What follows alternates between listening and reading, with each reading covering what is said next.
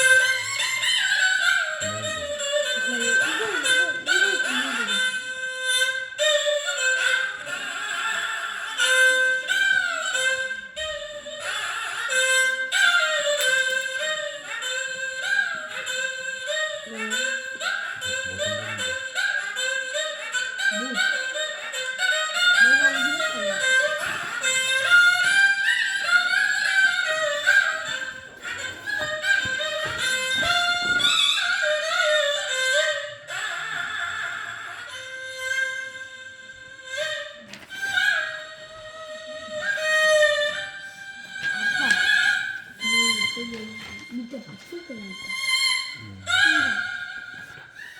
힘줄 알겠어요?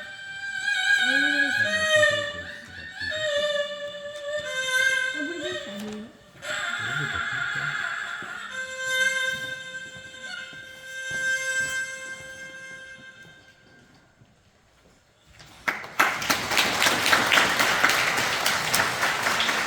지금 보여지는 바와 같이 아는 그림에서 갑자기 또 모르는 그림이 나오고, 그리고 그 1900년을 기준으로 한국이 급속도로 달라지죠.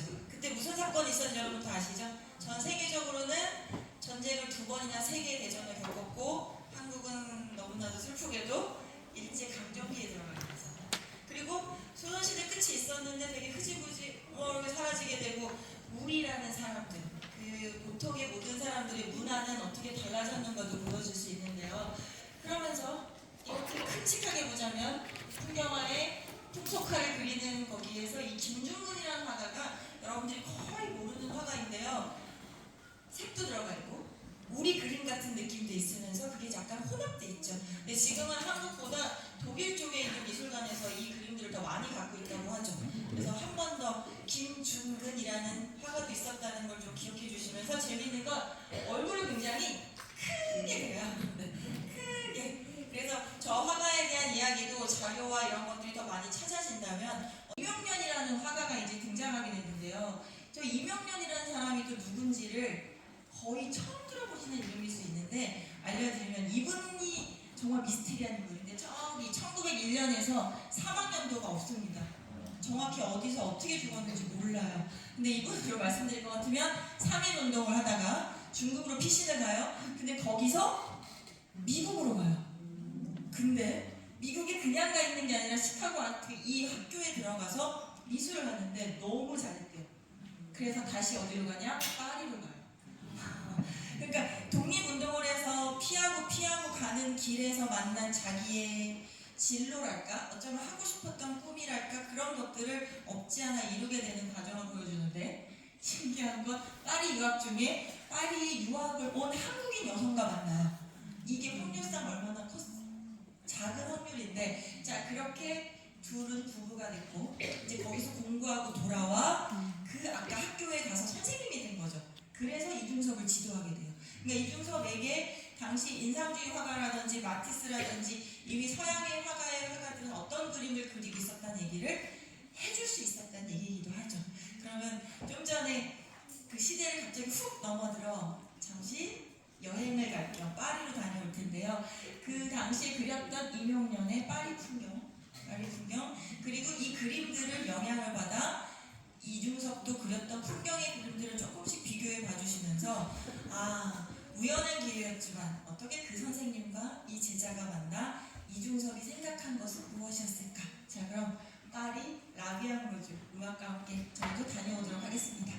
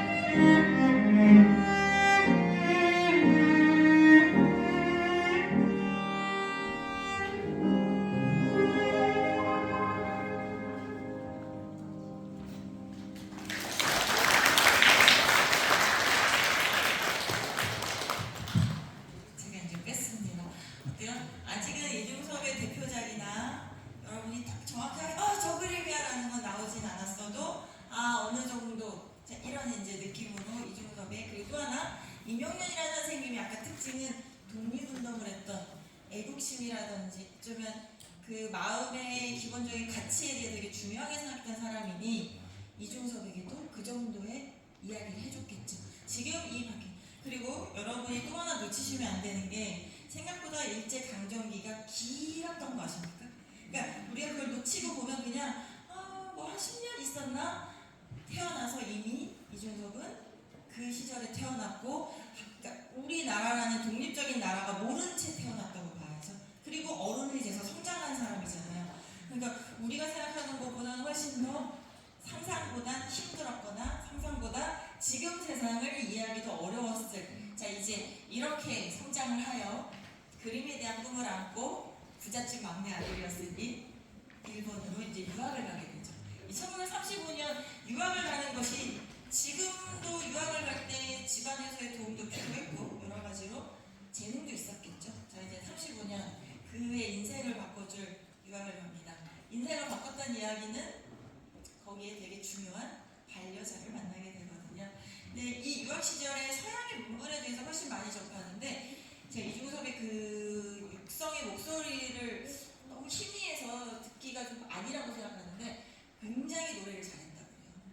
그래서 소나무야 소나무야 이 노래도 술을 마시면 그렇게 길에서 즐겨 불렀다고도 하고, 베토벤의 교향곡을 너무 좋아해서 그 일본에 있을 때도 음악 가방에서 언제나 이 음악을 즐겨 듣고요. 자, 몇 번 교향곡?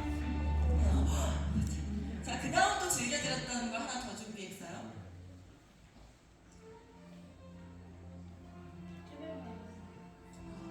아주 비슷할 수 있는데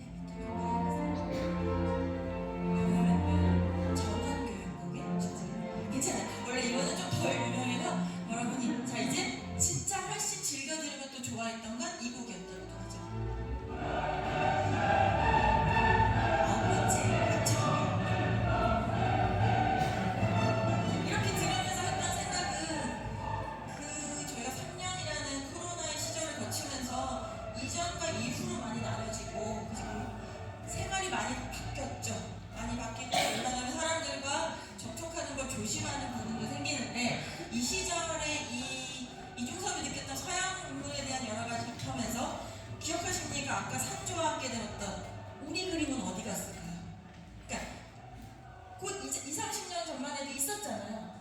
있었는데 갑자기 이렇게 바뀐다고? 그러니까 그 중간쯤에 지금 이중섭이라는 사람이 있는 거고, 그럼 그 전에 있는 수묵화나 한국화의 난치고 이런 거 그려야 되는 건지, 아니면 갑자기 서양 문물에 대한 그 정체성에 대한 아마 질문이 있었을 테고, 질문에 대한 자기들의 해답을 찾는 중이었겠죠. 자 이제 이 일본 유학 중에 가장 로맨틱한 그 여성을 만나게 되는데, 원래 입학했던 동경의 그 대학보다는 이 문화학원, 이 학교가 좀 더 자유로운 분위기라 여기에 갔고, 자 그 시절의 사진이고요. 굉장히 미남 아닙니까? 그쵸? 그리고 지금 그 부산 엑스포 모델로도 제일 많이 활동하시는 그 배우랑 많이 닮았다고. 이정재 씨랑. 그래서 그 2016년인가에 미술관에서 그 오디오 가이드를 이정재 씨가 해줬는데, 그 이유가 제일 닮아서였다고요. 닮아서였다고? 자, 특징적으로 보시면 아시겠지만 이중섭은 어디가 좀 길어요. 그래서 이때에 유학 온 사람이 이렇게 많았대요. 이 시성을 가진 사람이 3명 있었는데, 구별해서 부르려고 턱이 일본어로 아고, 그래서 아고리라고 부르죠. 아고리. 자, 그 애칭과 함께 누굴 만나게 되냐? 마사코를 만나게 되죠. 네. 마사코, 나중에 이남덕이라고 한국식 이름을 붙여줬는데 거의 뭐 첫눈에 반했다고 하고요. 이 이중섭에게 붙여있는, 제가 하나 별명을 붙여주자면 로맨티시스트. 정말 애틋하게 그렇게 힘든 와중에도, 왜 저희가 사실 이렇게 힘들다 보면 옆에 있는 친구와 그 남자친구와 혹은 내 연인과 가족에 대해서 소홀하게 되고 좋은 말이 안 나가게 되고 애틋하다는 거 사실 거의 없어지잖아요. 근데 이분은 이 시기를 관통하는 내내 이 사람의 인생을 지탱해주는 힘은 사랑이었어요. 사랑. 그 사랑 이야기를 잘 기억해 주시면서, 자 둘이 보낸 그 시절에 계속 엽서들 그림 그려주는, 그리고 애칭을 뭐라고 불렀냐? 이 이남덕 여사는 아골이라고 부르고, 그 다음에 이중섭은 부인을 아스파라거스라고 불러요. 아스파라거스 아시죠? 길쭉하게 생긴 야채. 왜 그랬냐? 이남덕 여사의 발가락이 남들보다 좀 길쭉한 편이었대요. 그래서 귀여운 나의 아스파라거스. 자, 여러분도 집에 계신 분이나 지금 사랑하고 있는 그분의 특징을 하나 생각하시면서 애칭을 이렇게 불렀겠구나. 자, 그랬던 그들의 애틋함이 지금 정세를 보시면 아시겠지만 45년으로 갑니다. 드디어? 맞아요. 근데 이중섭, 그러니까 해방 즈음에는 사람들도 약간 느끼긴 했었대. 왜냐? 들려오잖아. 지금 전쟁에서 일본이 밀리고 있대. 어쩌면 곧. 그러니까 아까 16년에 태어난 이준석은 태어나서 이미 일제강점기에서 시작을 했고, 그죠? 태어났는데, 그리고 이제 해방이라는 걸 맞이하는데, 먼저 1년 전에 한국으로 돌아갔고요. 그리고 45년 대단한 이남정 여사의 결심. 일본에서 가방을 짊어지고, 저는 중성이를, 아버리를 만나러 갈 테예요. 그리고 부모님에게 허락을 받고, 생각해보세요. 지금 거의 독립을 한다는 얘기는 일본도 위태위태하다는 얘기잖아요. 그러니까 여기서 이쪽으로 오는 것도 어려운 일이죠. 오히려 일본에 있는 사람들 지금 다 자기 본국으로 가야 되잖아요. 근데 거꾸로 그 남자 하나를 보고 옵니다.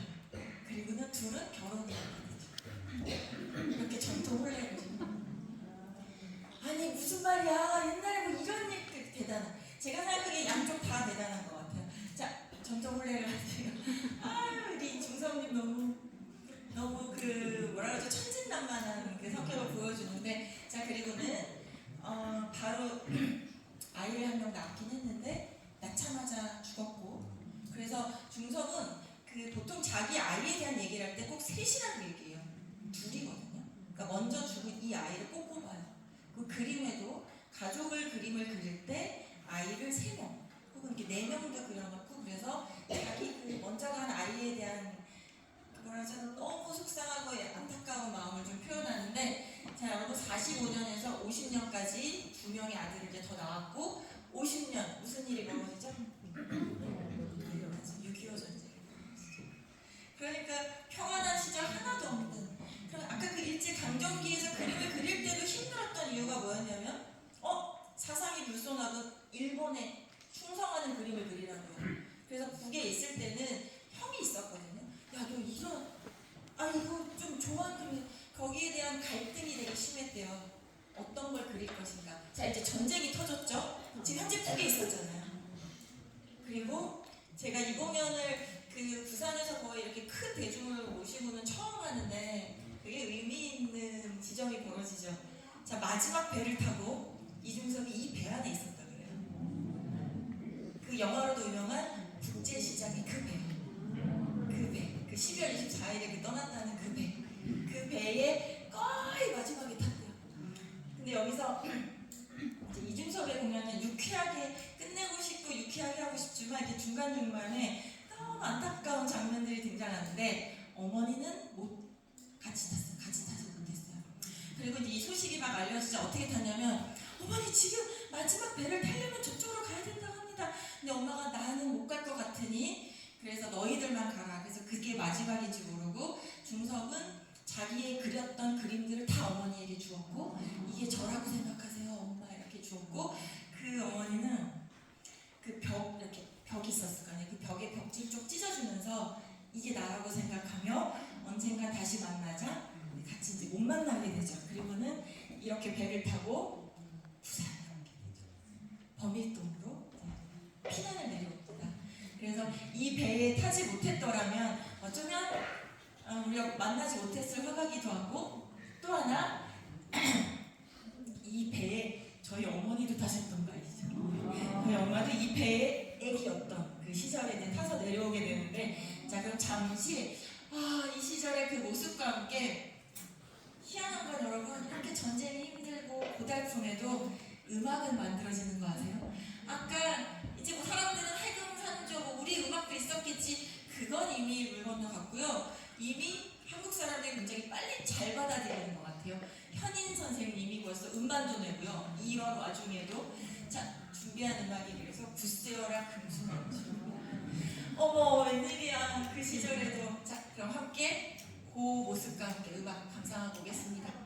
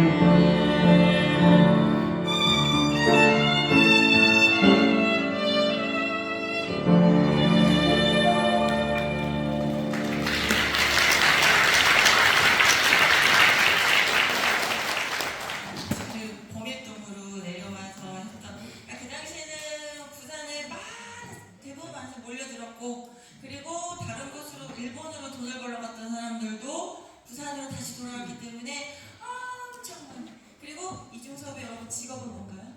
화가죠. 여기서 할 수 있는 거는 거의 없었으나 그냥 일용직 노동자로 조금 일이 있으면 하고, 근데 재미있는 에피소드로는 그나마도 여러분 그거 아세요? 그 같은 별거 아닌 벽돌을 나르는 일이라도 그렇게 이중섭은 잘 못했대요.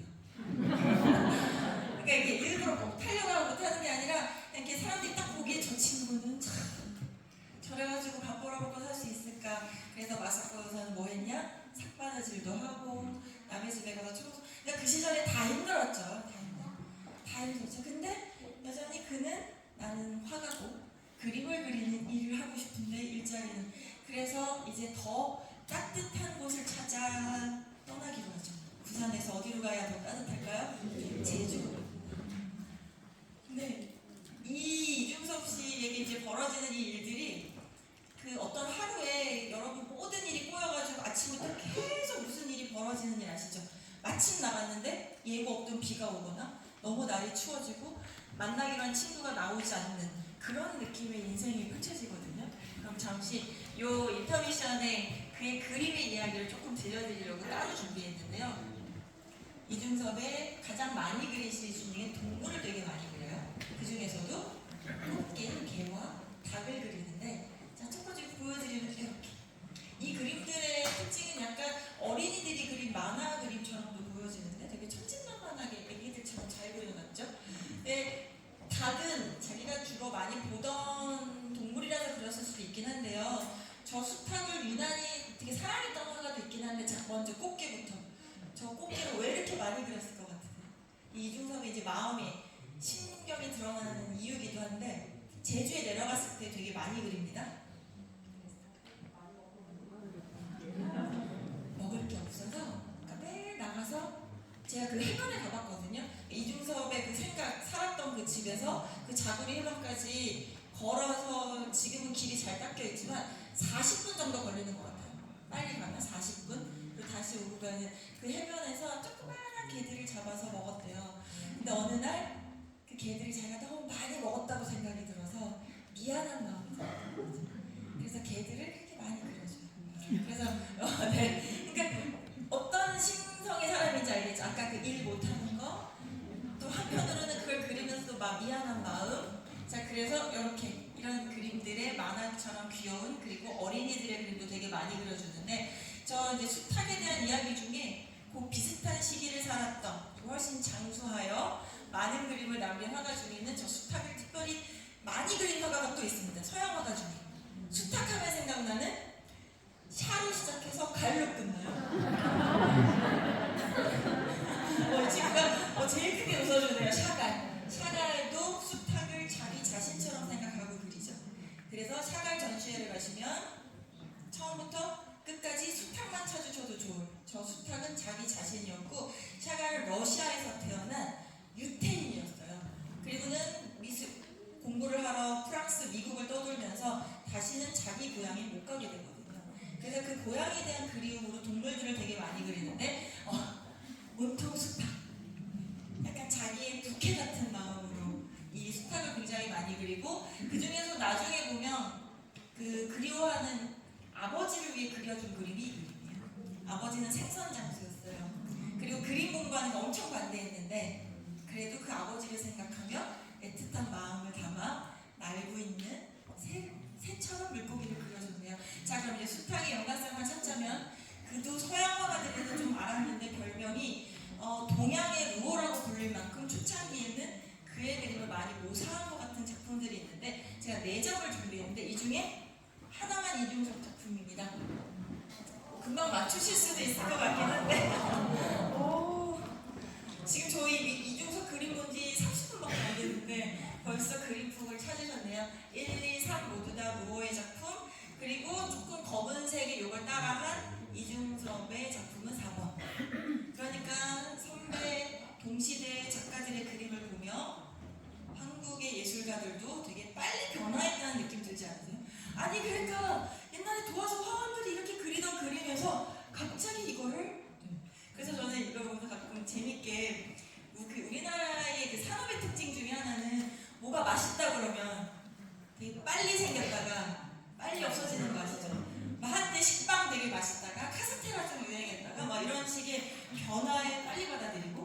대신 또 금방 식기도 하는 것 같긴 한데, 자 그럼 또 하나 이제 이중섭의 위작 논란이 있어요.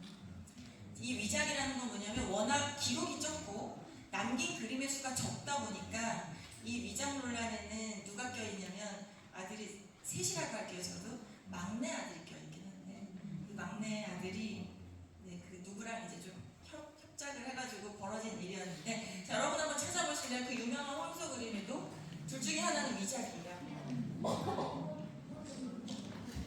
비슷하죠? 비슷하고 근데 어딘가 느낌상, 자 여러분 몇 번이 위작일까요? 제 귀에는 2번이 더 많이 들리는 걸로 생각하면 2번 맞습니다. 자 이제 또 다른 황소 그림의 위작이 등장하는데 1과 2, 3과 4로 가야죠. 3과 4 중에 이거 진짜 비슷하게 잘 그렸다고. 그쵸? 근데 여러분 어떤 기준으로 하시는 거예요?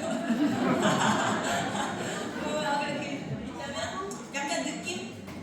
부필의 그 힘이 좀 덜한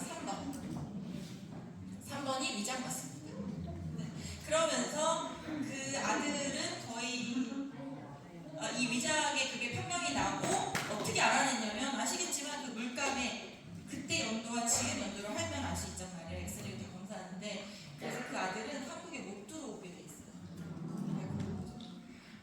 되게 견디기 힘든, 그러니까 왜 그랬는지 이해를 하면서도 그러지 말았어야 되는데라는 생각을 하게 되죠. 자 그럼 이제 아까 거기로 갑니다. 제주. 더 따뜻한 곳을 찾아갔던 이 시절이 그렇게 따뜻하지 않았던.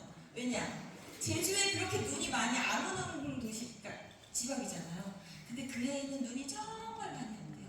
그래서 제주 많이 가보셨겠지만 제주시에 도착을 했는데 배는 서귀포까지 걸어갔대요. 와, 거의 눈을 맞으며 그 눈길을 걸어. 지금처럼 도로가 닦여 있었겠어요. 그러니까 아들 둘을 데리고 마사코와 함께 그 길이 너무 힘들었겠죠. 생각했던 제주가 아니었겠죠. 그리고는 다시 시에서 마련해준 요 집에 이제 머물게 되는데, 이게 지금 섭성이 그 집에서 보는 풍경을 이렇게 그려주기도 하죠. 직업은 화가는 맞는데 되게 힘든. 자 그러면 잠시 그리고 그 당시 모습을 그렸던 서귀포의 환상.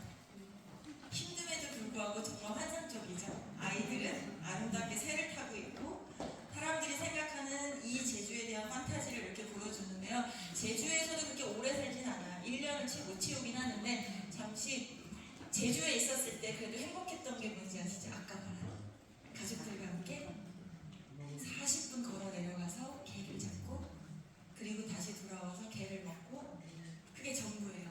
그리고는 가장 행복했던 자기 부인과 두 아들과 살았던. 얼마나 방이 조그맸냐면 이 생가와 그 이중섭 미술관을 많이 가보신 분 있는데 진짜 너무 작아서 상식적으로 4명이 여기서 잘 수 없을 것 같아 라고 보여주셔도 괜찮아요. 아주 조그마한 방에 그 4식구가 옹기종기 모여 살았던 그 모습이 보여지는데, 그러면 음악을 먼저 듣고 올까요? 네. 제가 이 부분에서 어떤 음악을 고를까 하고 되게 고민을 많이 했어요. 근데 이중섭을 움직이는 가장 큰 힘이 뭐라고요? 사랑이에요. 부인에 대한 옆에 있는, 그리고 나중에도 회고를 할 때 힘들었지만 함께 했을 때 가장 행복했다라는 얘기를 하는데요. 그래서 드보르자기를 낭만적 소품, 그 중에 로망스를 준비했어요. 어쩌면 이 마음을 여러분이 그냥 여러분도 힘들고 막 포기하고 싶은 그 순간이 있는데, 그때 여러분을 지켜주는 무엇인가 분명히 있으실 거예요. 그걸 한번 생각해 봐 주시면 이중섭의 마음에 훨씬 더 가까이 가지 않을까. 자, 서귀포 그 시절과 드보르자기의 로망스입니다.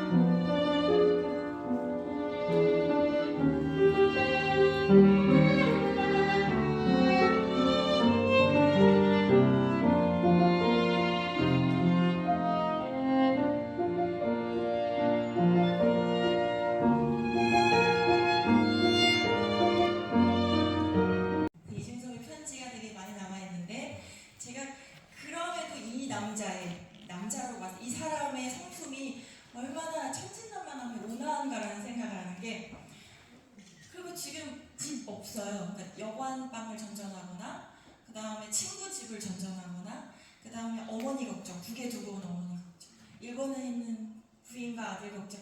그 와중에도 늘 편지의 시작은 사랑하는 나의 아스파라거스에게 라고 씁니다.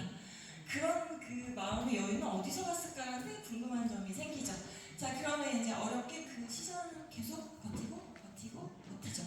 그리고 어렵게 그 마사코의 어머니가 여권을 일주일짜리를 하나 마련해 주어서 잠깐 일본으로 갈 수 있는 일주일의 시간을 얻게 돼요. 그래서 그게 이제 그 가족과 함께했던 마지막 일주일을 보내게 되죠. 그래서 이제 가야 되는 날이 왔잖아요. 마지막 배를 타야 돼. 다시 한국으로 와야 되는.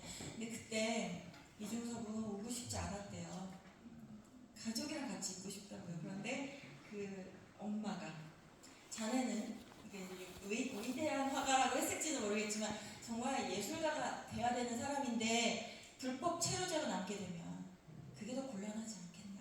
자네가 가고 후일을 기약하세. 그래서 이제 배를 태워 다시 한국으로 보내죠. 그게 그 마지막이었어요. 그래서 이제 그 시절 계속 이후에도 편지를 주고받으며 해를 거듭하게 되죠. 자, 이제 그 다음 55년으로 갑니다. 여러분들 이미 마음에 눈치채셨겠지만 56년이 이중섭의 마지막 해예요. 아까 1916년에 시작했잖아요. 40살을 살았던. 자, 이중섭의 개인전을 야심차게 실시를 했고, 솔직히 부산에 있을 때도 제주에 있을 때도 직업은 화가였어요. 일용직으로 돈을 벌지언정 늘 어떻게든 그림을 그리려고 했었죠. 그걸 두고 몇몇의 주변의 사람들은 손가락질도 했대요. 부인이 저렇게 힘든데, 처자식이 저렇게 있는데 아버지란 작자가 그림이나 그리는 게 맞아? 그랬지만 이중섭도 그 질문을 했겠죠. 맞아. 이게 내 일이야 라고 생각을 했던 것 같아요. 그리고 끊임없이 뭐 사람들에게도 보내고 알아주세요, 와주세요 하는. 그래서 여기에서의 개인전의 평가를 어떻게 받게 되냐? 너무 외설적이다.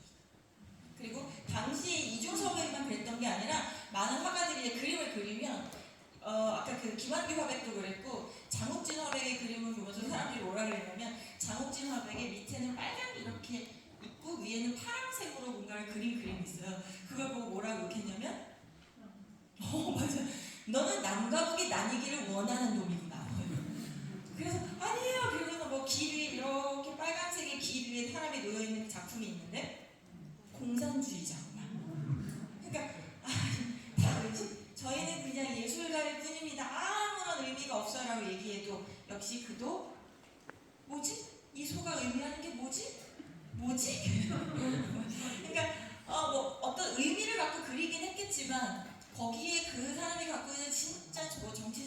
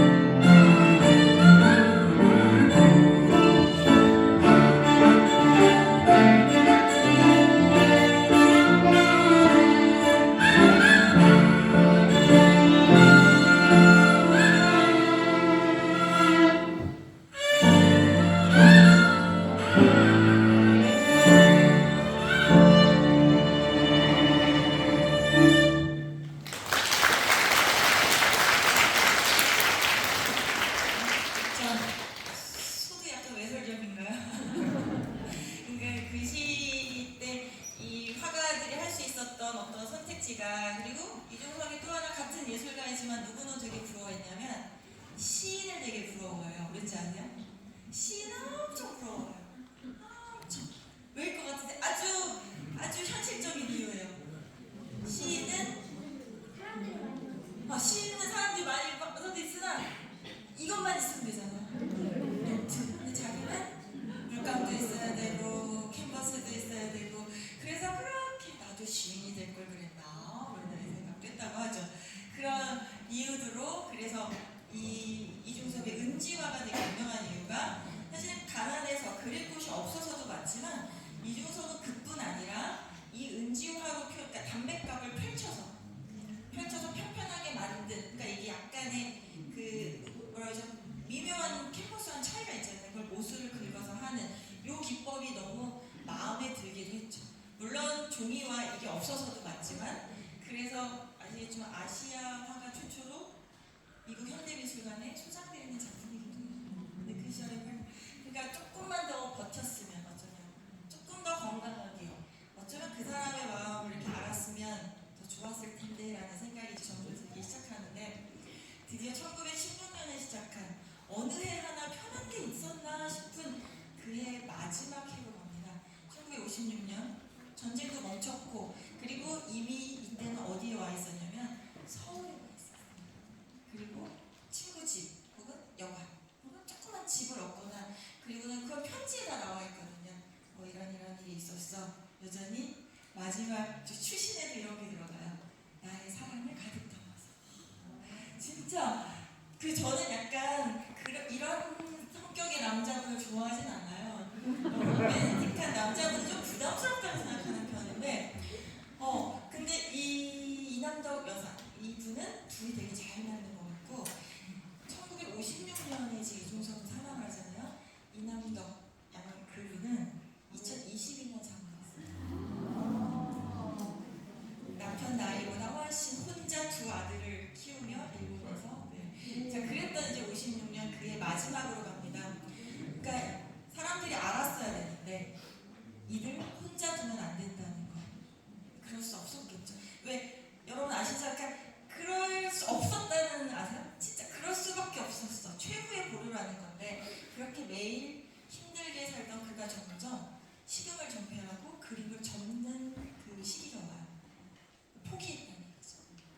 포기했다는 얘기죠. 그리고 점점 무슨 행동을 많이 하냐면 갑자기 벌떡 일어나서 아침에 일찍부터 일어나서 여기 집 앞부터 저기 큰 길까지 청소를 했대요. 그 사람들이 여기 뭐 하는 거예요? 그러면 자기가 내가 내 인생을 돌아보니 쓸데없이 그림이나 그린다고 까불고 돌아다녔는데 이 세상을 위해 할 수 있는 일은 이런 거밖에 없을 것 같아서 그래서 청소 혹은 갑자기 또 길을 막 다니다가 왜 전쟁 끝이니까 버려진 애들도 있었을 거 아니에요. 걔네들을 또 다시 데려다가 씻기고 어딘가에 고아원에 데려다주고 그런 행동도 한대요. 그게 다 내가 돌아보니 하나 의미 있는 일을 한 게 없다고 생각해서 그런 식의 일을 하기 시작하고 그림을 그리지 않기 시작하죠. 의미 없는. 그리고 마지막 유작이라고 알려진 그림이 바로 이게 그 시절에 이게 약간 보면은 웃음이 나는 귀여운 그림인데요. 잘 보면 되게 슬픈 그림인 것 같죠. 아무도 찾아오지 않는 되게 외로운 방 안에 혼자 놓인 제가 여러분들 모두에게 오늘 이거 선물로 드리려고 엽서 준비했으니 네 나중에 보시면서 그러니까 귀여워요. 그림은 귀여운데 내용을 알고 보면 전혀 귀엽지가 않죠. 그리고는 술, 담배, 돈 생기면 그냥 고작 그걸로 때우고 거의 그리고 그해 이제 56년으로 가던 그해 겨울에 눈이 엄청 많이 왔대요. 겨울에 눈이 엄청 많이 오고 시작해 주셔도 괜찮아요. 음악과 함께 이거는 갈 건데 드보르작의 그 신세계병 들어있는 2악장 이 곡을 연주해 드리는데 이 곡을 다른 말로 고잉홈으로도 많이 노래로 부르거든요. 그리고 이렇게 마지막 돌아오지 않는 그림의 그림을 그려요. 잘 보시면 저기 어머니가 있는 것 같죠?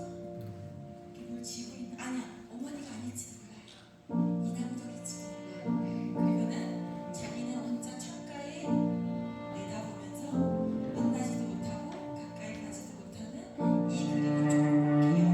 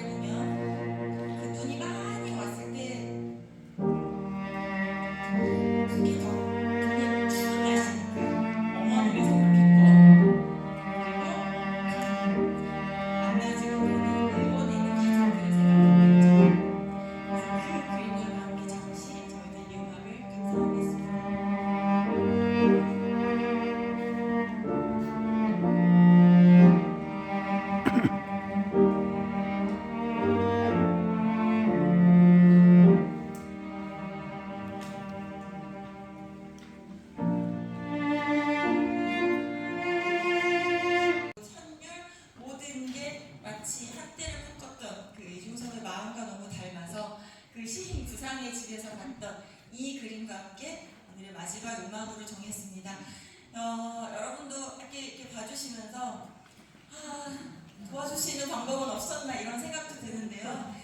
그 시절 그리고 지금 시절로 다시 보시면 지금 여러분도 약간 환경과 이것만 다를 뿐 사실은 모두 같죠.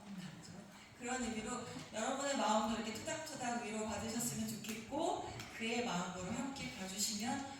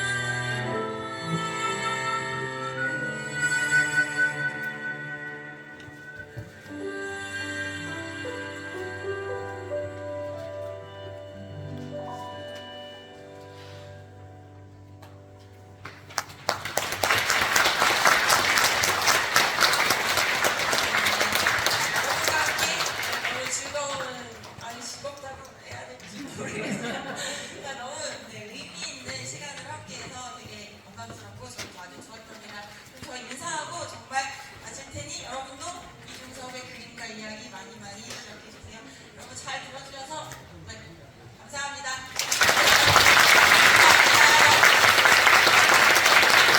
오늘 공연을 해주신 오스탄 작가님과 훌륭한 공연을 해주신 1m 클래식 앙상블 공연팀에게 다시 한번 감사의 큰 박수 부탁드립니다. 이상으로 제78회 연재 아르미 아카데미 강연을 모두 마치겠습니다. 작성하신 설문지는 나가실 때 1부에 제출하여 주시기 바랍니다.